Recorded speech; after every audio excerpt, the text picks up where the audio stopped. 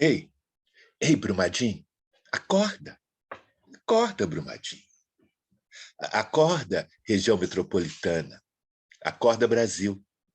Acorda, Brasil.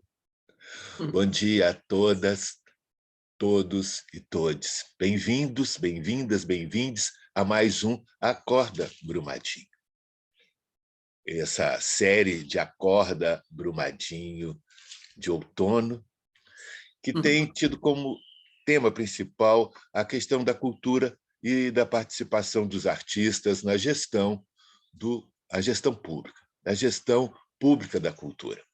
E hoje, dando sequência a essa conversa, a gente tem o prazer, a satisfação, a alegria de receber a minha amiga querida Cida Falabella. Cida Falabella é uma das atrizes mais importantes da minha geração. E a minha geração é uma geração importante do teatro, primeiro. A gente gosta, a gente se diverte com isso. E a importância da Cida vai além dos papéis, dos inúmeros papéis que ela representou enquanto atriz. Mas ela como diretora de teatro, como pensadora do teatro, e como uma agente pública, como a pessoa que se envolveu com as políticas públicas de forma radical, né, contribuindo para que a gente pudesse ter um mínimo de manter, né, o diálogo com a sociedade e também com o poder público, que a cultura pudesse ter o seu lugar real, o seu lugar de destaque que merece nessa conversa. Então, para falar sobre essas coisas todas e mais alguma coisa, eu vou achar a minha amiga Cida Falabella aqui nessa barafunda cibernética. Vamos lá achar. Ei, Cida, achei. Cida, bem-vinda, Cida. Bem-vinda ao Acorda Brumadinho. Ô, Adi, coisa boa, obrigada pelo convite. Acorda, Brumadinho, vamos acordar todo mundo aí, que a luta tá braba, né? Mas nós vamos na fé. Vamos na fé. É bom falar com você, porque esses dias a gente tem falado com a região metropolitana, e você aí, você está quase no final, você está no limite, né, entre Belo Horizonte e Contagem, não é isso? Como é que é essa região sul, onde fica a ZAP 18? Sim, eu estou aqui no Serrano, Santa Terezinha, né? Mais ali para cima é o Confisco, e a gente faz fronteira aqui com Contagem mesmo. Eu faço caminhada aqui de dia pela avenida, ali na frente já tem o shopping Contagem, a poucos quilômetros daqui, e a gente sempre também trabalhou bastante em Contagem, com os artistas de lá, Grupo Trama, com o pessoal do Saraus, né? Com várias interlocuções em Contagem, né? Acompanhando trabalhos de artistas, então também um lugar maravilhoso, né? Dirigido agora por uma mulher incrível, que é a Marília Campos. Estão implementando a cultura viva lá também, que é um projeto muito caro para nós. Então, estamos aqui na Beirinha, a gente recebe muitos jovens de Contagem, escolas também que frequentam o espaço da ZAP, e isso é muito legal. Que bacana. Acho que essa discussão sobre a nossa integração metropolitana, ela precisa avançar, né, Cida? Eu acho que se a gente parar de tratar, talvez, essas 32 cidades que formam o nosso conjunto de forma isolada e pensar numa política de integração maior, né? Você concorda com isso? Mas, Adiri, toda vez que a gente conversa, você tem chamado a atenção para isso, né? Sobretudo quando a gente fala de cultura, de meio ambiente, né? Quando a gente fala da sociedade, da organização, de tudo que é expressão, as fronteiras, elas são fronteiras imaginadas, né? Então, não existe essas fronteiras. E acho que na cultura, então, é que não tem mesmo. É uma conexão que vai se dando ali nas bordas, né? E a borda, ela tem muito poder, né? Esse poder que não é visto. Então, eu acho que essa ideia de tratar a região metropolitana, a partir, inclusive, da cultura, desse debate, da cultura viva, é fundamental, porque as conexões se dão nas beiradas, né? Nesses limites, né? Nessas linhas de transição de um lugar oficialmente para o outro, que, na verdade, são invenções, né, nossas, né, que não tem nada a ver com a São expressão. fronteiras muito abstratas, né? Agora, eu vou mudar de assunto completamente, vou falar de uma outra coisa que, quando eu fiquei pensando que a gente ia conversar hoje, eu fiquei lembrando muito da primeira vez que eu te vi em cena.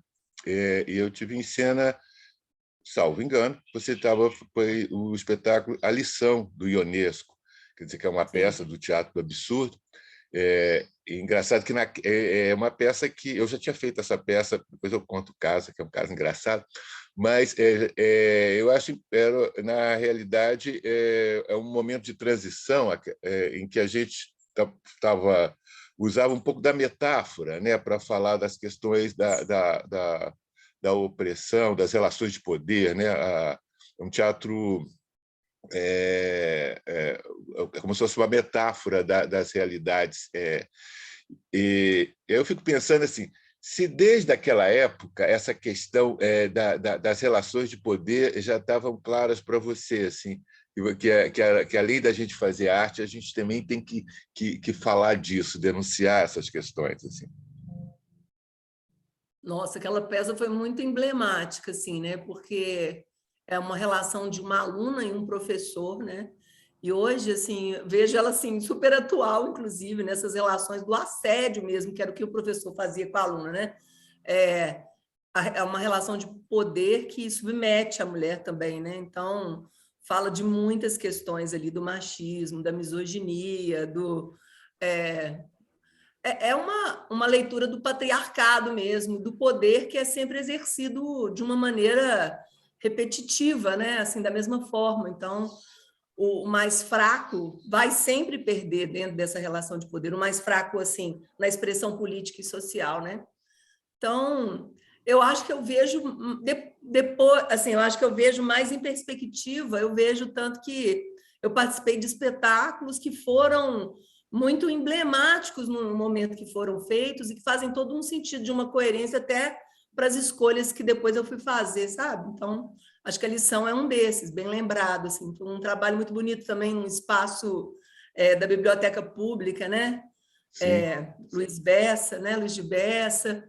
E é interessante, né, que era um espaço todo alternativo, cheio de uma sala multimeio, super ousada, né, na década de final 78 para 80, 1978 para 1980 ali.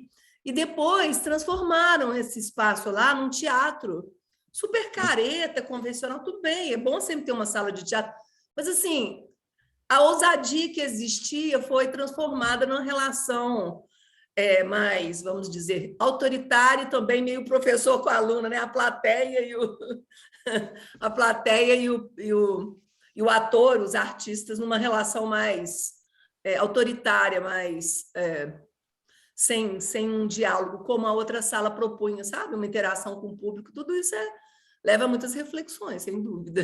Sim.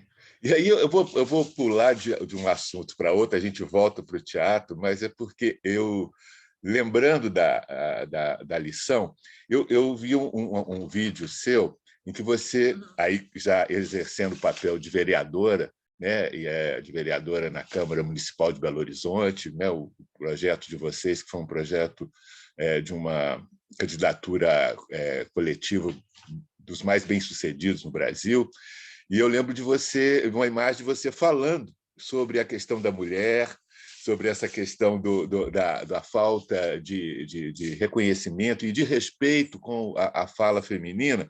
Enquanto você está discursando, tem uma série de vereadores atrás, andando para lá e para cá, como se aquilo não... Como não né? É incrível isso, né? Que essa relação também se dá nos espaços de poder instituído, né? Não há respeito nenhum. Como é que foi essa experiência, Cida, de ser vereadora? É uma experiência, assim, marcante, né? Porque eu falo que eu nunca tinha sentido a necessidade de me afirmar como uma mulher feminista até pisar na Câmara Municipal, até ser eleita e pisar na Câmara Municipal, né? Eu lembro que uma das frases mais fortes que eu ouvi de um homem que, inclusive, é da política, está na política, foi... e era uma conversa, assim, de apresentação nossa, eu, Bela e Áurea, né? Falar um pouco da nossa ocupação política, trocar uma ideia, uma pessoa importante. Ele falou, vocês vão levar uns 6 meses para achar o caminho do banheiro dentro da Câmara, falando dos labirintos da Câmara, sabe? E aí eu brinco que em 6 meses a gente aprendeu não só o caminho do banheiro, como bem mais do que isso. E as imagens, né, Adi? A gente que trabalha com imagem, com imagético, com a performance, né? As imagens, tem uma imagem que sou eu no meio, assim, falando, eu com uma roupa toda colorida e um monte de homens em volta de mim, assim, meio que me acossando, no sentido, assim, meio, né, vendo ao mesmo tempo. Não, então, assim, as duas posturas, em geral, dos homens, né, salvo honrosas exceções, dos nossos amigos de esquerda, né, alguns mais, outros menos, mas é sempre isso. Ou que você está falando não tem a menor importância e relevância para eles ficam conversando. A gente já tinha observado que toda vez que uma mulher pegava o microfone, eles falavam mais alto, ou uma atitude meio de querer impedir, né? Um vereador também, um desses conhecidos, um dia eu fui apartar ele assim, eu fiz errado, eu estava sentada e falei, não, fulano, é isso, não. Ele falou assim, sossega aí, Cida. Aí eu fiz até uma camiseta e fui no outro dia, 2 dias depois no plenário, que era não sossega, Cida, porque é muito violento, sabe, Adir? Mas, a despeito de tudo isso, a gente foi fazendo o que a gente chama do letramento antirracista, antimachista, que por exemplo, os vereadores chamavam a gente de... E aí, meninas, tudo bem? Não, meninas não, vereadoras, por favor. Vereadoras. A Áurea sempre enquadrou os caras assim. Um dia um vereador virou para ela e falou assim, e aí, gata? Ele falou assim, não, gata não, vereadora. Por aí, Adi.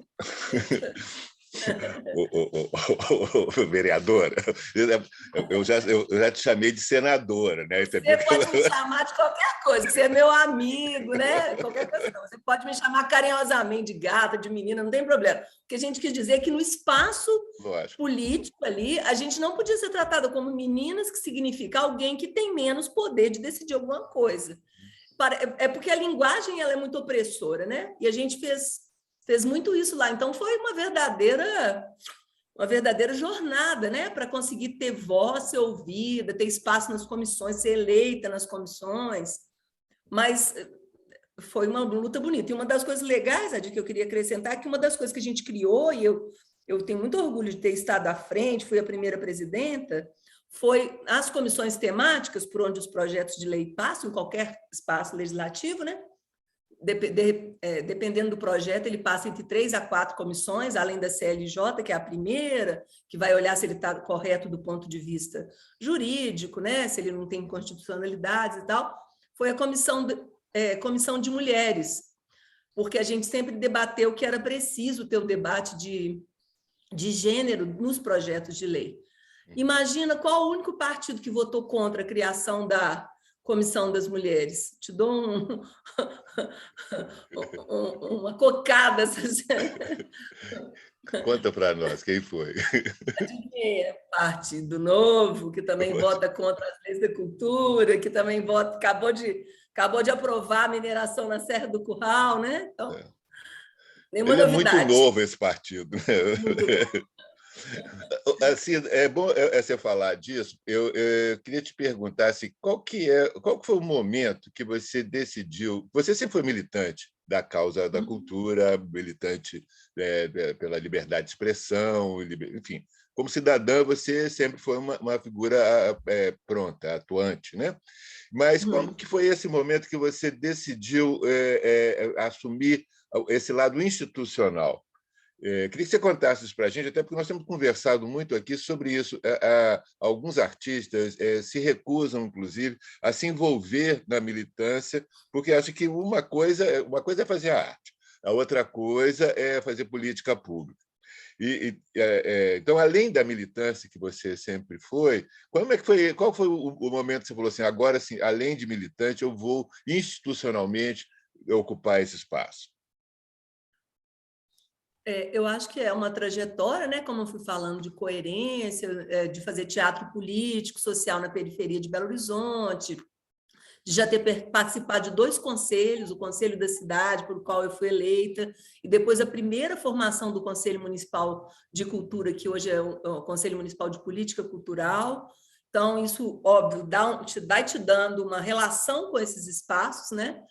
Mas o start, Adi, foi o impeachment da presidenta Dilma, aquela sequência, né? O impeachment da presidenta, o fim do MINC, a ocupação da Funarte aqui em Belo Horizonte, né? Quando todo o país tinha, em algum momento, todos os espaços, as capitais do país tinham um espaço ocupado por artistas. Eu acho que foi um grande momento dos artistas, porque eram artistas junto com pop de rua, junto com o movimento negro, né? Artistas negros, o tema LGBT, QIA+. Então, assim, a Funarte foi um verdadeiro laboratório político, de política, cultura e educação, cultura e luta antirracista, cultura e feminismo, cultura e ocupação urbana. Então, foi muito bonito aquele momento. Eu já conhecia, né, as muitas, já tinha participado de um debate com Márcia Tiburi, com Chico Alencar, com Célio Turino, naqueles encontros que as muitas faziam nos parques, e o Gustavo, Léo Lessa, Rafa Barros, Gustavo Falabella me procuraram, né? Comentaram que achavam que eu podia ser uma das candidatas daquele bonde das muitas, porque queriam uma mulher da cultura, achavam que as muitas não podiam não ter uma pessoa que fosse meio, eu não gosto da palavra porta-voz, mas que encarnasse essa luta da cultura por coerência também com a sua trajetória.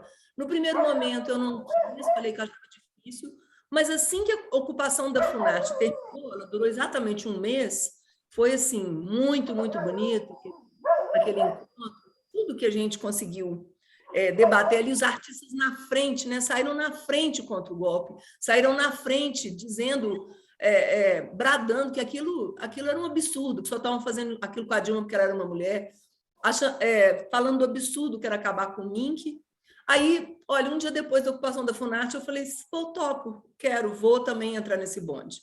Obviamente que naquele momento, assim, sem entender se era possível ser eleita, mas muito para fortalecer o debate. Acho que a gente sempre entra numa eleição porque a gente tem uma missão e tem uma meta. O voto e a eleição são consequências disso. Então, a gente quer fazer o debate da cultura. E aí, a Áurea teve uma votação extraordinária, né? Me puxou, uma mulher sobe e puxa a outra, e eu puxei a Bela, que ficou muito próximo de mim e que trouxe para a gente uma questão ética mesmo, e ela virou, então, co-vereadora, que é o que eu sou agora, que ela me devolveu, ela e Isa, me devolveram essa partilha. Então, realmente foi uma coisa histórica, né? Uma coisa que ninguém pode nos tirar esse momento que nós conseguimos plasmar, assim, junto com os movimentos sociais, né? Obviamente, não existe ocupação política sem base social, mas foi muito bonito. Então, a ocupação da Funarte foi esse start, o fim do MINC, tudo aquilo que a gente passou. Eu fico agora querendo saber de você um pouco sobre o que você está pensando agora, Cida, porque você falou do Muitas, aí para quem não sabe o que é o Muitas, é um projeto de uma candidatura coletiva que já, de uma certa forma, questionava os limites dessas candidaturas da nossa instituição como está, né? A gente vive essa coisa ambígua. Nós temos que transformar o que temos, mas e, ao mesmo tempo, batalhar para preservar o que temos, porque é o constitucional, é o nosso limite, né? Ainda mais com esse mundo miliciano nos atacando o tempo todo. Então, como é que é isso? Esse é um projeto que foi bem sucedido em Belo Horizonte, né? Esse é um projeto que vai se expandir nesse momento agora, em que a gente tem que fazer essa volta, né? Voltar no tempo, ou que são a política de alianças, as federações, enfim, esse arranjo político que a gente tem disponível hoje para preservar o espaço democrático.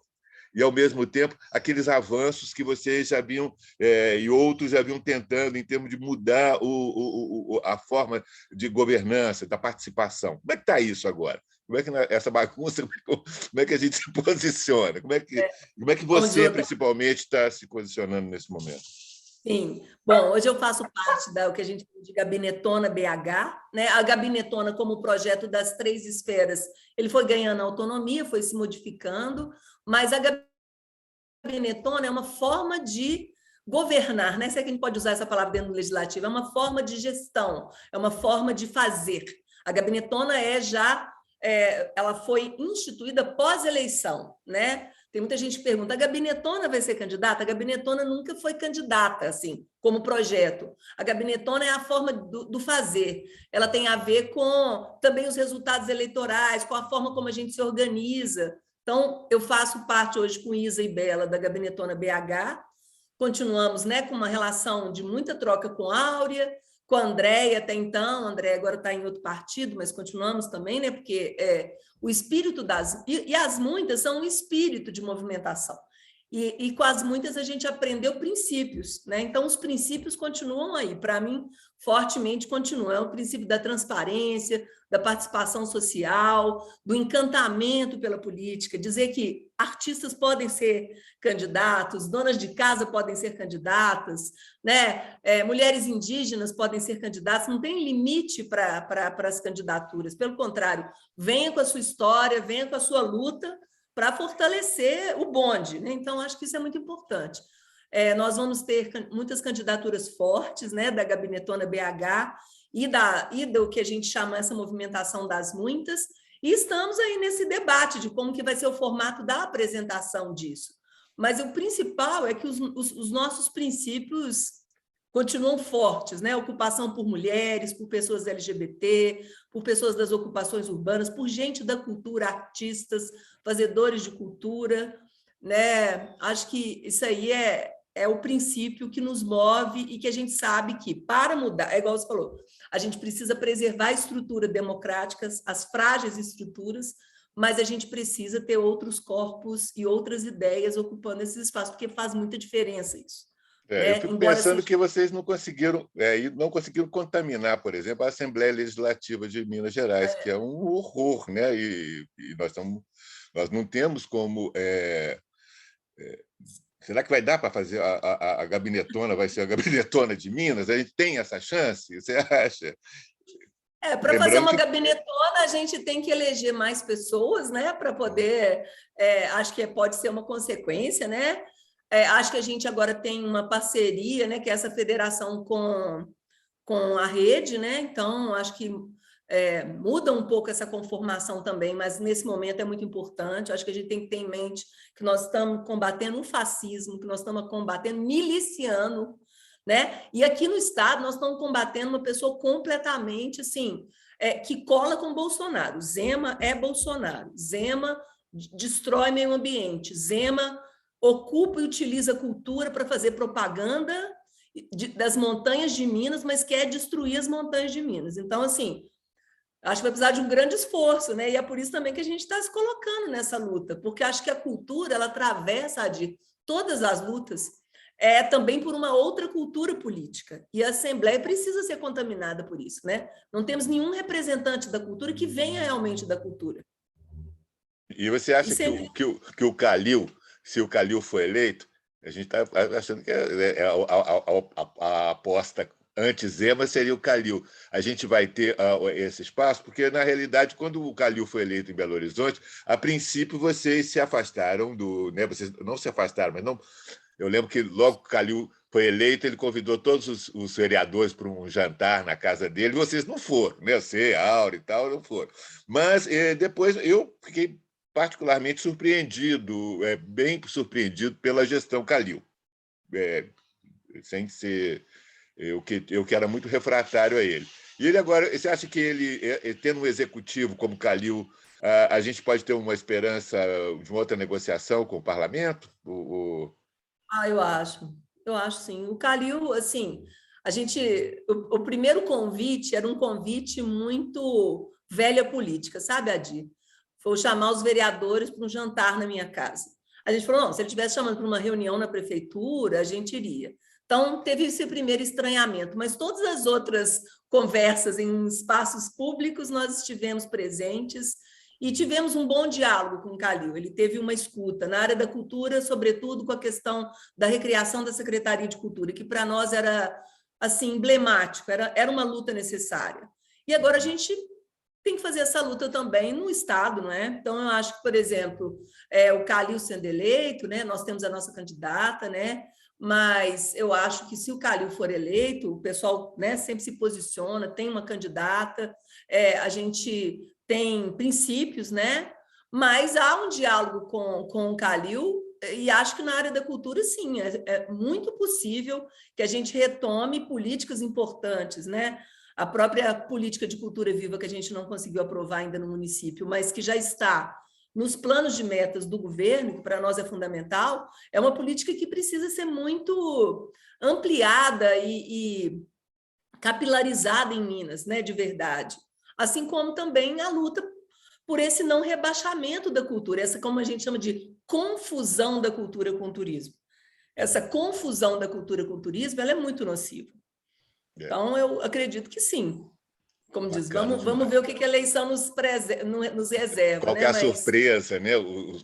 Tenho consultado os búzios, tenho consultado o mapa astral, tenho consultado o I Ching, tenho consultado as runas, tenho consultado todos os oráculos para ver o que acontecer, para nos preparar.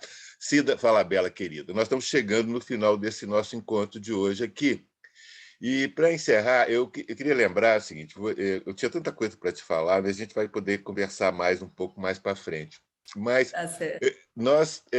você já esteve aqui no Acorda Brumadinho, no momento em que a gente estava mais atento à questão da pandemia e à questão dessa política genocida do governo federal, em que a gente ficava contabilizando também os óbitos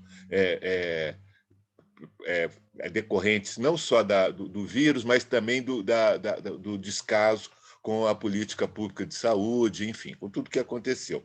E a gente trouxe a Antígona, né? A Antígona do Brecht, que você, naquele momento, é um dos seus trabalhos que eu mais gosto, um trabalho da Som e Drama que eu acho, para mim, o trabalho mais bacana de todos. E já te falei isso 500 vezes, né? O VL é assim, fica repetindo, fala de novo. Porque que era essa, entre outras coisas,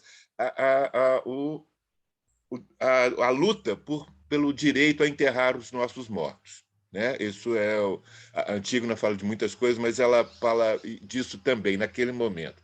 Então, hoje, qual que seria, para a gente encerrar, assim, do ponto de vista da nossa praia, né, da nossa paixão pela tragédia, qual que seria o mito? Qual que é a nossa híbride? Qual que é o nosso personagem? Qual que é o seu personagem nesse momento? Nossa, que difícil. Eu acho que a Antígona, ela nunca deixa de ser, porque é a mulher contra o Estado, né? É a mulher restaurando um poder que é anterior ao poder masculino. Então, acho que eu continuaria apostando na Antígona, mas uma Antígona que não vai ser morta. A gente fez uma versão da Antígona, a Cris Tolentino fez, muito bonita, com as mulheres da ocupação Carolina Maria de Jesus, que elas se recusavam a morrer. Elas falavam assim, não, nós vamos nos manter vivas. E eu acho que é perfeito isso. E olha, você falando de Antígona, uma amiga do Acre me convidou para dirigir Antígona, o pessoal da Cox tem falado de Antígona. Quando Marielle morreu, eu a comparei a uma Antígona. Então, eu acho que a Antígona continua sendo essa mulher. Mas, dessa vez, ela vai ganhar a luta com Creonte. Ela não vai ser só um exemplo, né? O exemplo dela vai ser o exemplo vivo. Então, e eu acho que para a Antígona não morrer, a gente tem que estar no plural mesmo. A gente precisa de Antígonas, né? Que enfrentem o poder destruidor, miliciano, minerário,